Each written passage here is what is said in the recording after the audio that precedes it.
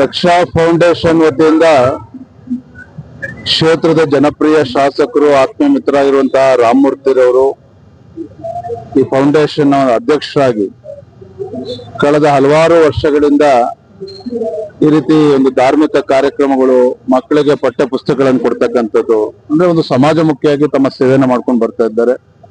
ಈ ಬಾರಿಯೂ ಸಹ ಪರಮ ಪೂಜ್ಯ ಮಂತ್ರಾಲಯ ಶ್ರೀಗಳ ಸಾನ್ನಿಧ್ಯದಲ್ಲಿ ಇವತ್ತು ಈ ಪೂಜಾ ಕಾರ್ಯಕ್ರಮಗಳು ನೆರವೇರಿರ್ತಕ್ಕಂಥದ್ದು ತುಂಬಾ ಸಂತೋಷ ಆಗಿದೆ. ನನಗೂ ಕೂಡ ಈ ಕಾರ್ಯಕ್ರಮದಲ್ಲಿ ಭಾಗಿಯಾಗೋದಕ್ಕೆ ತುಂಬಾ ಹೆಮ್ಮೆನೂ ಕೂಡ ಅನಿಸ್ತಾ ಇದೆ.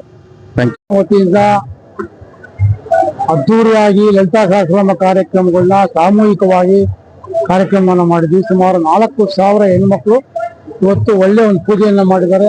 ಪರಮ ಪೂಜ್ಯ ಸ್ವಾಮೀಜಿಗಳು, ರಾಘವ ಸ್ವಾಮೀಜಿಗಳು ಕೂಡ ಕಾರ್ಯಕ್ರಮಕ್ಕೆ ಬಂದು ಆಶೀರ್ವಾದವನ್ನ ಮಾಡಿದ್ದಾರೆ. ಮತ್ತೆ ಒಳ್ಳೆ ಸನಾತನ ಧರ್ಮ ಉಳಿಬೇಕು, ಬೆಳೆಸಬೇಕು ಅಂತ ಎಲ್ಲರ ಏನು ಅಭಿಲಾಷೆ ಇತ್ತು, ಅದೇ ತರ ಇವತ್ತು ಕಾರ್ಯಕ್ರಮ ಯಶಸ್ವಿಯಾಗಿದೆ. ನಮ್ಮ ಬಿಜೆಪಿಯ ರಾಜ್ಯ ಅಧ್ಯಕ್ಷರು ವಿಜೇಂದ್ರ ಕೂಡ ಕಾರ್ಯಕ್ರಮಕ್ಕೆ ಬಂದಿದ್ರು. ಒಳ್ಳೆ ಒಂದು ಕಾರ್ಯಕ್ರಮ.